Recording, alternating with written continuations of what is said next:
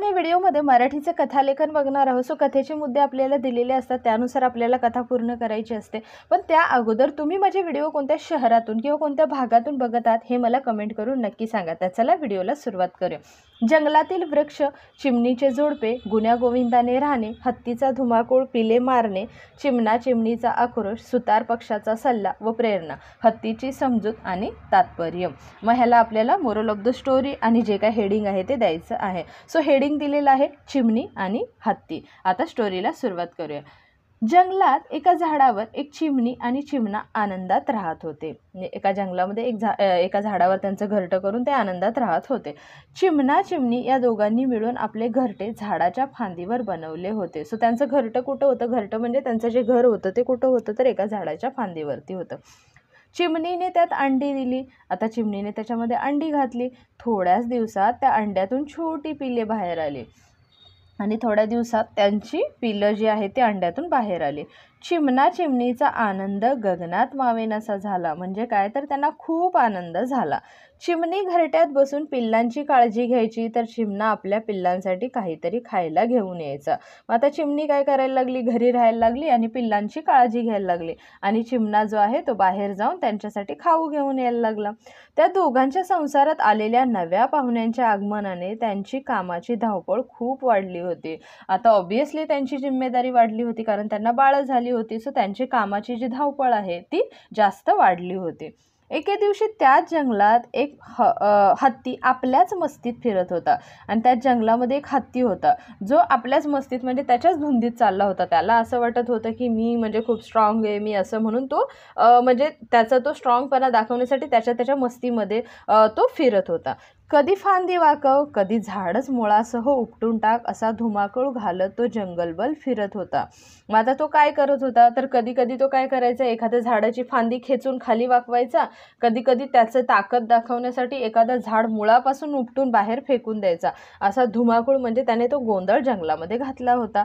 त्या अवस्थेत त्याला कशाचेही भान नव्हते आणि तो इतका मग्न झाला होता, इतका गुंग झाला होता की त्याला कशाचंच भान नव्हतं की आपण चुकीचं वागतोय किंवा काय, ह्याचं म्हणजे तो विसरून गेला होता पूर्ण। नंतर तो चित्कार करतच चिमणीने घरटे असलेली फांदी आपल्या सोंडेने हलवू लागला। चित्कार करणे म्हणजे हत्तीचं जे ओरडणं आहे त्याला काय म्हणतात? चित्कार करणं। सो ओरडत ओरडत चिमणीने जे घरटं बांधलं होतं ती फांदी पण तो जोरजोराने हलवायला लागला।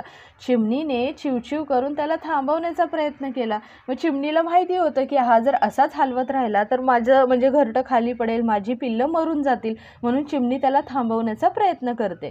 मात्र तो आपल्याच मस्तीत जोरजोराने फांदी हलवत होता, पण त्याला त्याचं भानच नव्हतं। तो आपल्याच मस्तीमध्ये जोरजोराने फांदी हलवायला चालू होती त्याची। अखेरीस व्हायचे तेच झाले। मग शेवटी काय झालं? जे होणार होतं तेच झालं। फांदी तुटली आणि चिमणीचं घरटं त्या फांदीबरोबर खाली कोसळलं। मग आता ती जी झाडाची फांदी होती ती तुटली आणि चिमणीचं घरटं जे होतं ते खाली कोसळलं, म्हणजे खाली पडलं। चिमणीची पिल्ले त्या घरट्यातून जमिनीवर पडली आणि मरण पावली।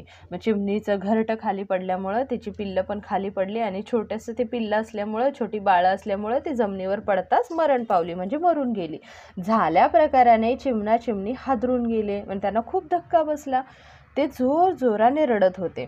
हत्ती अजूनही धुमाकूळ घालत होता। ते जोर जोरात रडायला लागले होते चिमणा चिमणी, पण हत्तीला त्याचं काही पडलं नव्हतं। हत्ती त्याच्याच मस्तीत होता आणि अजून धुमाकूळ घालत होता। बाजूच्या झाडावरील सुतार पक्षीने हे दृश्य पाहिले आणि बाजूच्या झाडावर एक सुतार पक्षी होता। त्याने हे सगळं बघितलं होतं की हे काय चाललंय। तो चिमणीकडे गेला, त्याने चिमणीला धीर दिला। चिमणीकडे जातो आणि चिमणीचं सांत्वन करतो आणि तिला आधार देतो। परत घरटे बांधण्याचा सल्ला दिला। तो बोलतो जाऊ दे, आता जे झालं आहे ते आपण बदलू शकत नाही, तू आता नवीन घरटं बांध, नवीन म्हणजे अंडी हे कर आणि नवीन पिल्लांना जन्म दे, असं करून तो तिला आधार देतो। सुतार पक्षी उडत उडत हत्तीपाशी गेला। मग तो सुतार पक्षी तिथून काय करतो तर हत्तीजवळ जातो।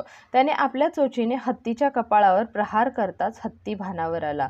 मग सुतार पक्षाची जी चोच असते ती खूप धारदार असते ना, त्यामुळे तो त्याच्या हत्तीच्या कपाळावरती जो आहे आपल्या चोचीने ना अटॅक करतो। मग त्यामुळे हत्तीला ते दुखतं। तेव्हा त्याला समजतं की अरे आपण काहीतरी खूप मोठी चूक केली आहे, म्हणून हत्ती भानावर येतो।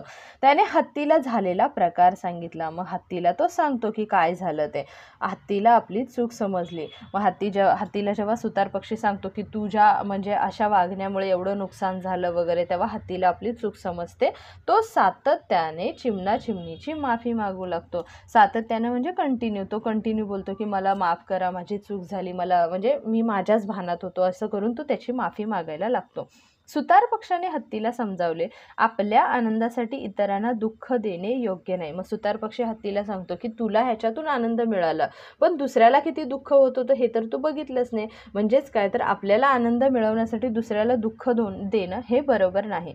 हत्तीला आपल्या वागण्याचा पश्चाताप झाला. मग हत्तीला वाईट वाटलं की पश्चाताप होत होता की अरे आपण असं कसं वागलो. So moral of the story म्हणजे तुम्ही ह्या स्टोरीतून काय शिकला, तर एखादी गोष्ट करण्यापूर्वी विचार केला पाहिजे, नाही तर पश्चाताप करण्याची वेळ येते. म्हणजे एखादी गोष्ट करण्याच्या अगोदर आपल्याला समजलं पाहिजे की आपण ही जी गोष्ट करतो याच्यातून कोणाला नुकसान तर होणार नाही ना, नाहीतर परत आपल्याला पश्चाताप करायची वेळ येते. अशा प्रकारे तुम्हाला ही स्टोरी कंप्लीट करायची आहे. आय होप तुम्हाला हा व्हिडिओ आवडला असेल. जर व्हिडिओ आवडला असेल तर चॅनेलला नक्की लाईक आणि सबस्क्राईब करा. थँक्यू.